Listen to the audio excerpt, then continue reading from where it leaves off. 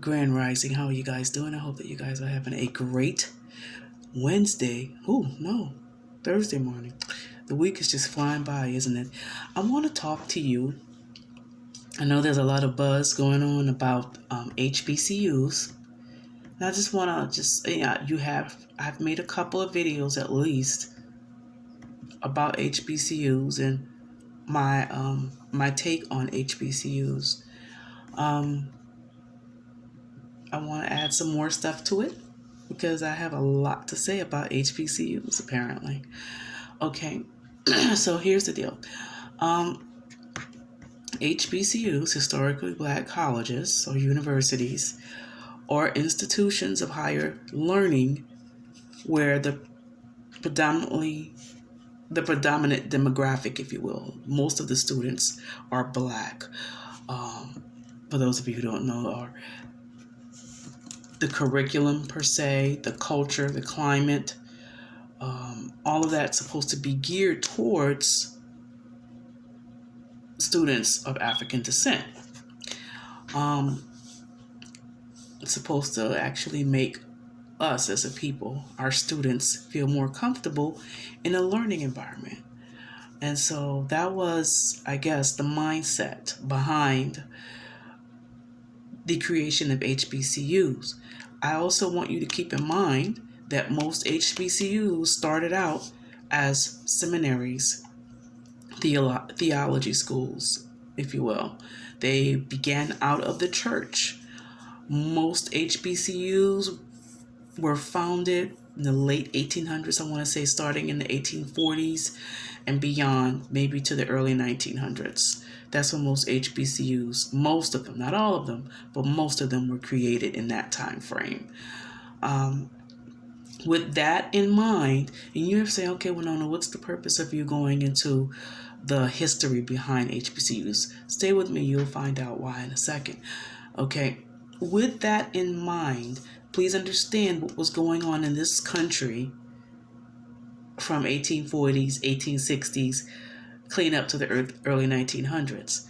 We had the country disagreeing about should slavery still be legal and operated and funded or whatever.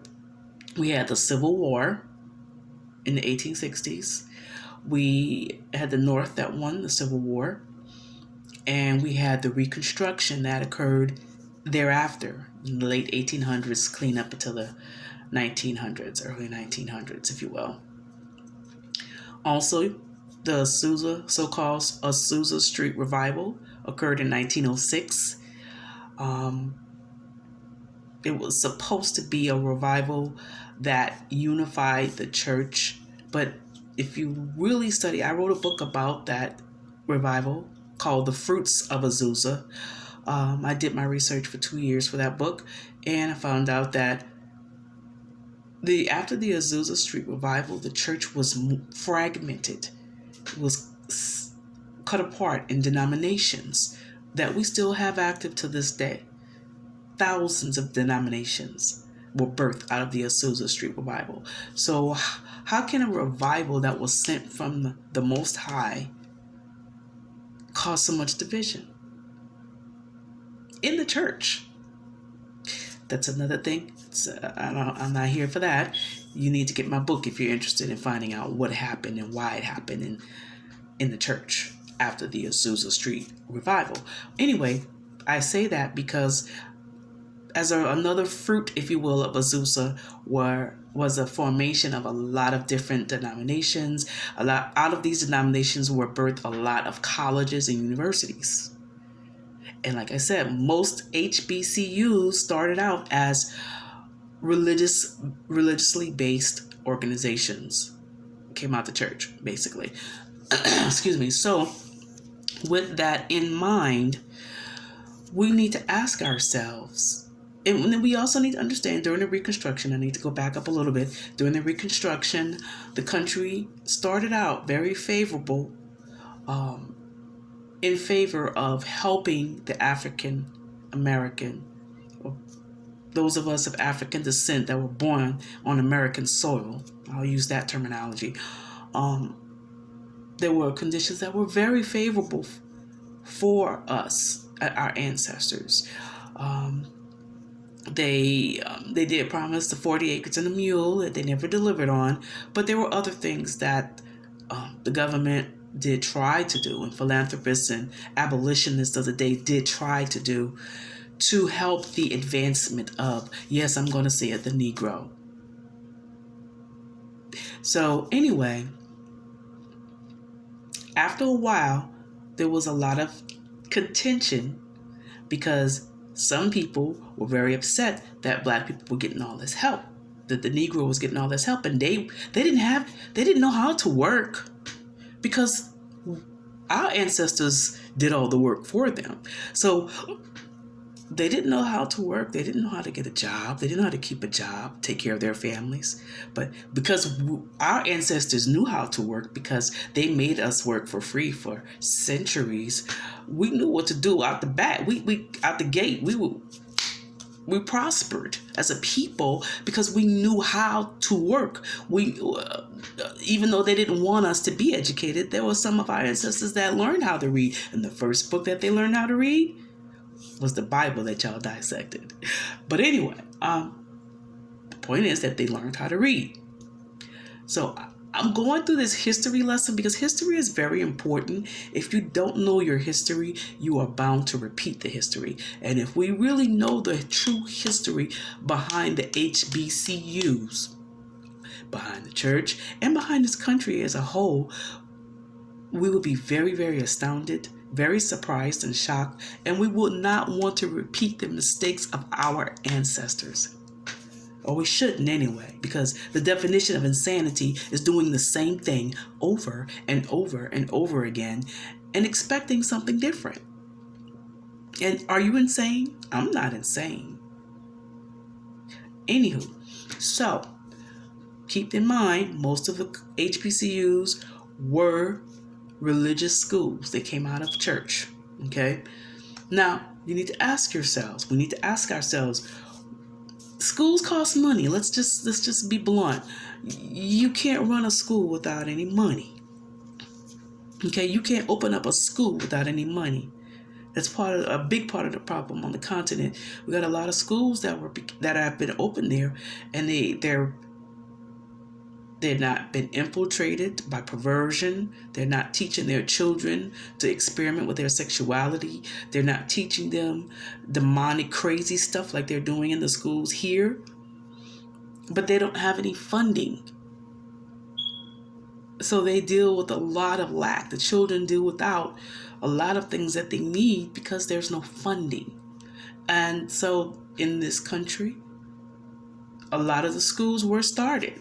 And there were philanthropists, abolitionists that did fund certain organizations and schools. But how many of you know that even the biggest philanthropists of that day, they didn't have bank, they didn't have the coin, they didn't have the moolah to open up a university because it costs a lot of money to do so. I'm going to cite just a few examples of some HBCUs and who their founders were and how they began. And I want you to come to your own conclusions about HBCUs.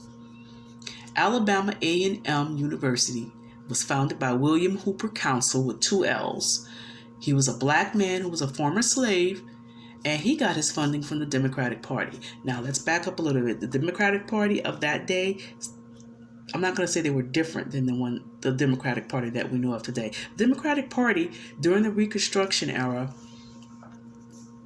were the main ones that wanted slaves to go back to being slaves. They did not, because of the economy. Because what happened to the American economy, they didn't have any workers. Does that sound familiar? They didn't have any workers because all the slaves were business owners. Hello, Black Wall Street.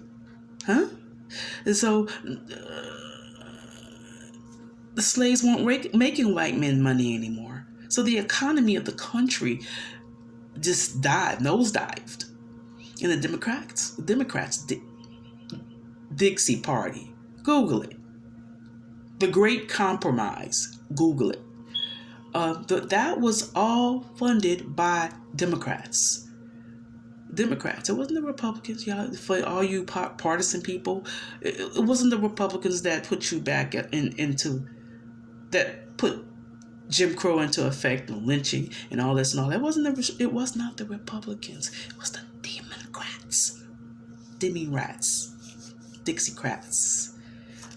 Do your research. Anywho, so William Hooper Council, the founder of Alabama A&M University, got his funding from the Democratic Party. Alabama State University was founded by William Patterson. He was a white man.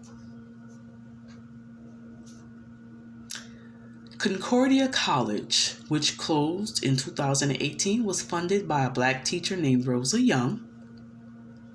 Rosa Young got her funding for Concordia College from a German Lutheran missionary named Niels Bakke, Bakke, so that she can fund the school. German. That's not us, y'all. Okay, let's see. Charles Drew Medical School. Then Governor Ronald Reagan, who later became president, signed a bill in the early 1970s that was created by Senator Mervyn Dimely to allocate government funding to open up the Charles Drew Medical School. So it was funded by the government. Spelman College. Spelman College was named after Laura Spelman Rockefeller, the wife of John D. Rockefeller. Y'all know who he is. He was this Baptist philanthropist and other things. Funded the school in the 1800s. They gave donations up until the time that they died to Spelman College. So Spelman College was funded by the Rockefellers. Do your research on the Rockefellers. Speaking of Spelman College, we're going to go over to Morehouse College, which is a part of that family of colleges in the Atlanta area. Morehouse, the land where Morehouse is housed today, that land was donated by John D. Rockefeller. Okay. And I'm not going to say my alma mater because I did not graduate, but I did attend Dillard University in New Orleans, where I'm originally from. Dillard University was founded or named after James Hardy Dillard. He was a white Episcopalian man whose parents were slave owners. He was also the vice president of what's called the Phelps-Stokes Fund. And that fund was a fund set up by this rich white family that was very religious in New York to help less fortunate blacks. And yeah, and that's just a few. I don't have that kind of time to go through who founded each HBCU, but I can promise you that if you do your research, you'll find out that your favorite HBCU was founded by people who at one time had racist blood in their family, or people who were about another agenda that was not for the true advancement of us as a people. And it's important that we know the foundation of a thing. See, because if you know the foundation of a thing, you'll know what it's going to grow. What you built on that foundation is only indicative of what's in the foundation. You understand? So we put all our hopes and we fund and we support and we do all the hoopla and rah for HBCUs as a people, because we get excited because there's a educational institution that's set up where we can learn about our people, and we can learn about our culture and our heritage, and we can feel comfortable as a people in an institute of higher learning. But y'all know that's not true, right? A lot of HBCUs are HBCUs in name only. When you actually go to the HBCU to learn what you are supposed to learn, you find out that it's all a lie. And you have to understand too that whoever funds a thing controls the thing. Do you understand that? I'm going to say that again. Whoever funds a thing controls it. Most of the HBCUs that you guys applaud and celebrate and whatever today are being controlled by people with money. They want you to make you think that they are just so wonderful and so loving and they really care so much about Black people's plight in this country. But these same people with all this money that can change laws, that could change systems, they could just uproot the system. And the systems will be in favor of us as a people. That will really help us as a people. But those same people, those same philanthropists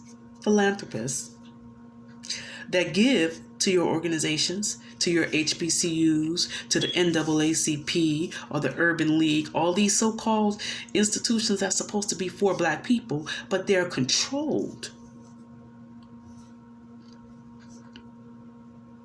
They're controlled.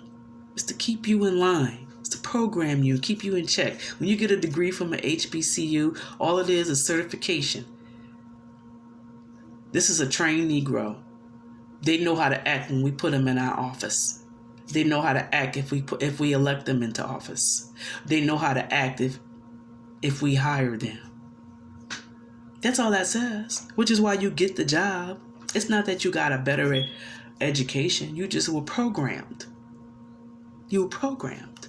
That's all it is. It's proof of programming. Am I lying? I went to a HBCU, and I know. Ask yourselves this one question, and I'm going to let y'all go.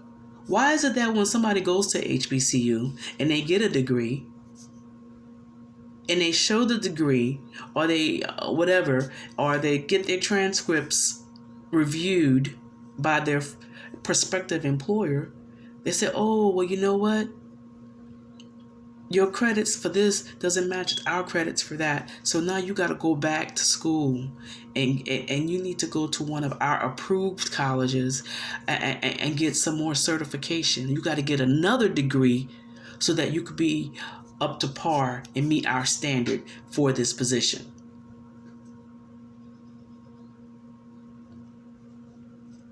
And it's only for HBCUs. I don't know if y'all realize that or recognize that. Now look, I've gone to HBCU and I've worked in several colleges: financial aid, registrar's office, academic affairs, College of English. So I know what I'm talking about. Okay, I've been a student and I've worked in administration in several colleges, several law school, and I'm telling you how it works. I'm telling you what they do. So I'm not just coming at you and just spouting some stuff and saying some stuff just because I feel like hearing myself speak. I'm trying to help you out. Because what you do, Black parent, is go out and take out all these loans to send your child to the HBCU. And it's just a paper that says your child has been programmed to fit into our climate culture and our job culture. That's all it is. And your child did not learn anything about his or her true history. Unless you have the opportunity to send your child to the motherland, to the continent, and to give them some exposure early. But I promise you, if your child goes over there, your child not going to want to come back over here. That's all I'm going to say about that. Anyway, rethink your mindset and perspective about HBCUs. I'm not putting down an HBCU to tell you to go and spend a mini fortune at Harvard or Yale or all these other schools that's supposed to be better institutions of higher learning, because it's my belief not only HBCUs but all college and universities on American soil are nothing more than programming centers. So I'm not really for any of them. But I'm telling you what your history is behind the HBCUs so that you can gain a clearer understanding of what you're investing in when you invest in higher education. And then you need to make up your mind whether it's worth it or not.